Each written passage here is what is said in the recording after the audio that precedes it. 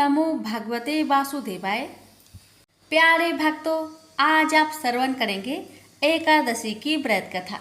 साथ में जानेंगे एकादशी व्रत की तिथि, पूजन विधि, महत्व और श्रवण करेंगे कथा। धार्मिक शास्त्रों के अनुसार हर माह की 11वीं तिथि को एकादशी का व्रत उपवास किया जाता है। यह व्रत 3 दिनों तक चलता है।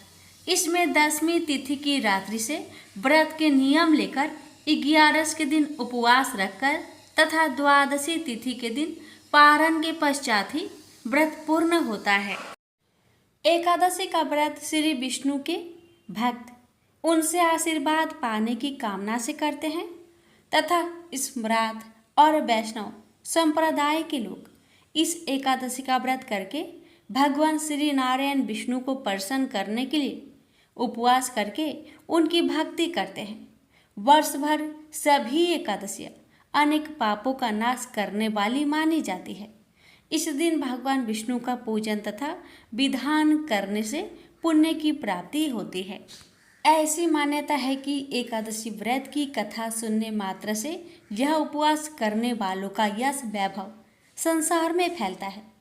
एकादशी के दिन श्री नारायण की पूजा के लिए नारियल, नींबू, नैवेद्य, ऋतुफल आदि वस्तुओं को एकत्रित करके इससे विष्णु जी का पूजन करने तथा रात्रि जागरण करने से सभी तरह के पापों संकट से मुक्ति मिलने के साथ ही जीवन में खुशियों का संचार होता है। प्यारे भक्तों, आइए श्रवण करते हैं श्रावण माह के कृष्ण पक्ष की कामिका एकादशी की व्रत कथा। कथा शुरू करने से पहले हम जान लेते हैं कामिका एकादशी की तिथि के बारे में, फिर श्रवण करेंगे कथा। कामिका एकादशी व्रत तिथि हिंदू पंचांग के अनुसार श्रावण महीने की कृष्ण पक्ष की एकादशी तिथि 30 जुलाई 2024 को शाम 4:44 पर शुरू होगी और इसका समापन 31 जुलाई 2024 को दोपहर 3:55 पर होगा। पंचांग को देखते हुए कामिका एकादशी का व्रत 31 जुलाई 2024 को रखा जाएगा। वहीं इसका पारण 1 अगस्त 2024 को सुबह 5:43 से लेकर सुबह 8:24 के बीच होगा। श्रावण मास के कृष्ण पक्ष की एकादशी पवित्र एकादशी अथवा कामिका एकादशी कहलाती है। इस दिन भगवान श्रीधर की पूजा की जाती है। इस व्रत के करने से सभी कामनाओं की पूर्ति होती है। इसी से इसे कामिका एकादशी कहा गया है। इसके करने से ब्रह्म हत्या तक का दोष निवारण हो जाता है। वास्तव में यह बहुत पवित्र और पुण्यदायी व्रत है जो हर प्रकार के पापों से मुक्ति दिलाने में समर्थ है। कुंती पुत्र धर्मराज युधिष्ठिर बोले कि हे भगवान, मैंने आषाढ़ माह के शुक्ला पक्ष की देवशयनी एकादशी का सविस्तार वर्णन सुना। अब आप मुझे श्रावण के कृष्ण पक्ष की एकादशी की कथा सुनाइए। उस एकादशी का नाम क्या है तथा इसकी विधि क्या है? इसमें कौन से देवता की पूजा होती है?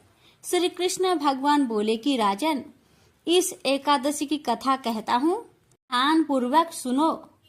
एक समय इस एकादशी का पावन कथा को भीष्म पितामह ने लोकहित के लिए नारद जी से कहा था। एक समय नारद जी ने पूछा कि हे पितामह, आज मेरी श्रावण के कृष्ण पक्ष की एकादशी की कथा सुनने की इच्छा है। अतः अब आप एकादशी की व्रत कथा विधि सहित सुनाइए। भीष्म पितामह नारद के वचनों को सुनकर बोले कि नारद जी, आपने मुझे अत्यंत सुंदर प्रश्न किया है। आप ध्यान लगाकर सुनिए। श्रावण मास के कृष्ण पक्ष की एकादशी का नाम कामिका है। एकादशी की कथा के सुनने मात्र से ही वाजपेयी यज्ञ का फल मिलता है। कामिका एकादशी के व्रत में शंख चक्र गदाधारी विष्णु भगवान की पूजा होती है। जो मनुष्य इस एकादशी की धूप, दीप, नैवेद्य आदि से भगवान विष्णु की पूजा करते हैं, उन्हें गंगा स्नान के फल से भी बड़ा फल मिलता है।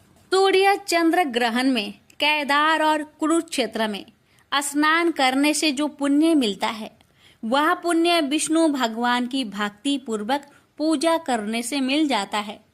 श्री विष्णु भगवान के पूजन का फल समुद्र और वन सहित पृथ्वी दान करने और सिंह राशि वालों को नावड़ी नदी में स्नान करने के फल से भी अधिक होता है। वैदिपात में गंडकी नदी में स्नान करने से जो फल मिलता है वह फल भगवान की पूजा करने से मिलता है। संसार में भगवान की पूजा का फल सबसे अधिक है। भगवान की पूजा का फल श्रावण मास के कृष्णा पक्ष की एकादशी के फल के बराबर है।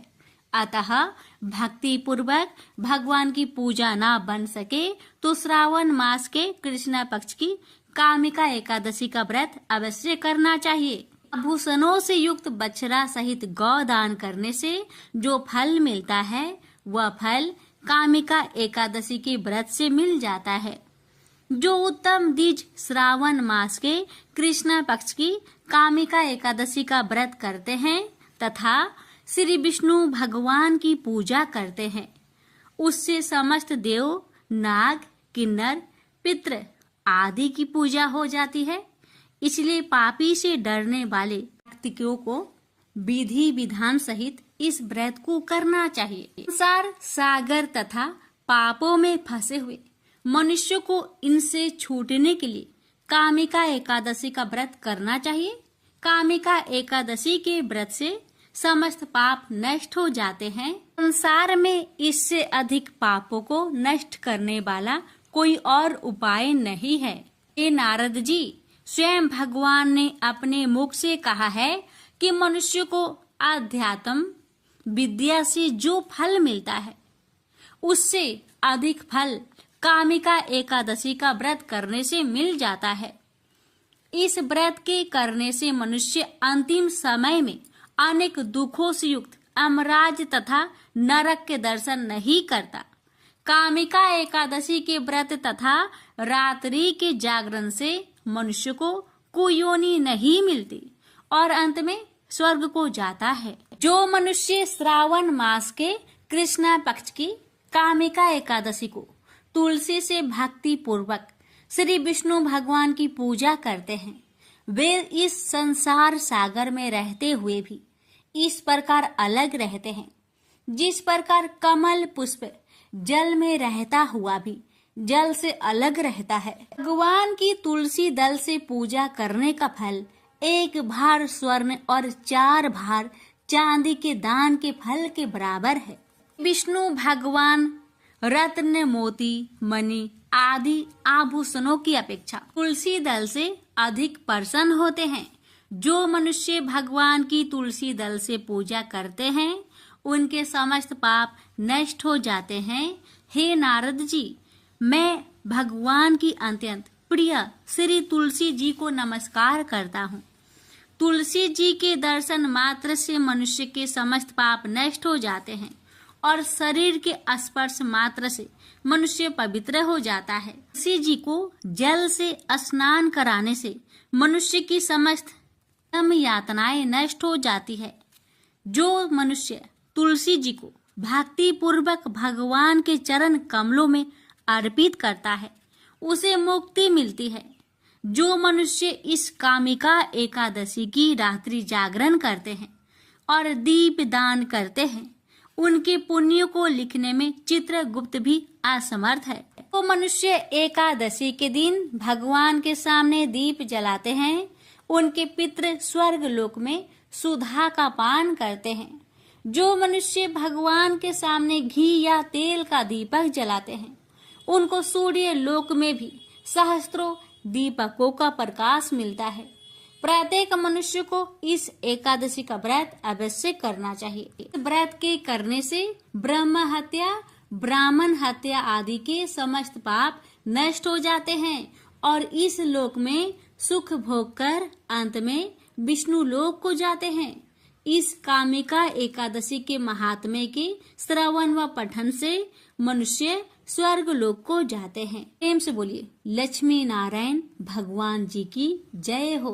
भगवान आपकी कथा कहने वाले, सुनने वाले, कर भरने वाले सभी पर अपनी कृपा सदा सर्वदा बनाए रखना।